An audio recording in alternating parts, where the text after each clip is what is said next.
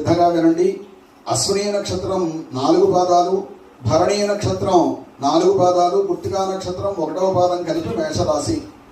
ఈ ఏడాది వీరికి ఏళ్ళనాడి శని ప్రారంభమైంది. గురుడు మిథున రాశిలో సంచారం, రాహుకేతువుల సంచారం అనుకూలం. కొన్ని ఇబ్బందులు ఎదురైనా మొత్తానికి సుఖ సంతోషాలతోనే గడుపుతారు.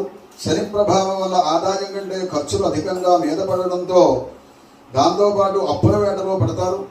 కొందరితో మాట పడతారు. గురుడు మే 18 వరకు వృషభ రాశిలో సంచరించే సమయంలో ఆర్థిక లాభాలు, ఆస్తుల కొనుగోలులో అవరోధాలు తొలగడం, సంతానపరమైనటువంటి సౌఖ్యం వంటి ఫలితాలన్నీ కూడా పొందుతారు. రాహుకేతువులు వీరికి అనుకూల ఫలితాలు ఇస్తారు. ఈతి బాధలు సమస్యల నుండి కొంతవరకు బయటపడతారు. సోదరుడు బంధువుల నుండి ప్రోత్సాహం లభిస్తుంది. నిరుద్యోగులకు శ్రమ ఫలించి ఉద్యోగ అవకాశాలు లభిస్తాయి. నేర్పు పట్టుదలతో కొన్ని విషయాల్లో నిర్ణయాలు తీసుకుంటారు. సంఘంలో పేరు ప్రతిష్టలు నిలబెట్టుకుంటూ ఉంటారు. ఆరోగ్య విషయంలో మాత్రం శ్రద్ధ చూపాలి. ముఖ్యంగా ఉదర సంబంధిత రుగ్మతలు బాధించే వీలుంటుంది. ఇంటిలో వివాహాది శుభ కార్యక్రమాలు నిర్వహిస్తారు. తద్వారా ఖర్చులు తప్పకపోవచ్చు. విద్యార్థులకు కొత్త ఆశలు చిగురుస్తాయి. అనూహ్యంగా కొన్ని విద్యావకాశాలు సాధిస్తారు. ఇంటి నిర్మాణ యంత్రాలు కార్యరూపంలో పెడతారు.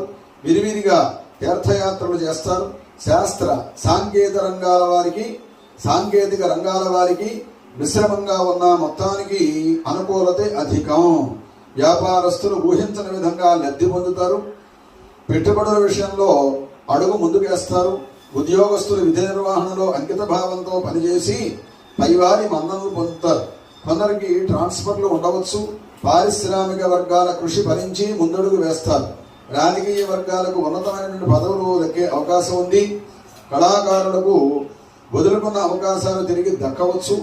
వ్యవసాయదారులకు తగిన సమయంలో పెట్టుబడులు సమకూరుతాయి. మే అక్టోబర్ మధ్యకాలం, నవంబరు నుండి సంవత్సరాంతం వరకు కూడా సామాన్యంగానే ఉంటుంది. అంచేత మేషరాశి వారు శనేశ్వరుడికి తైలాభిషేకాలు, ఆంజనేయ స్వామి వారి అర్చనలు, దుర్గా స్తోత్రాల పఠనం చేయడం ఉత్తమంగా ఉంటుంది. అలాగే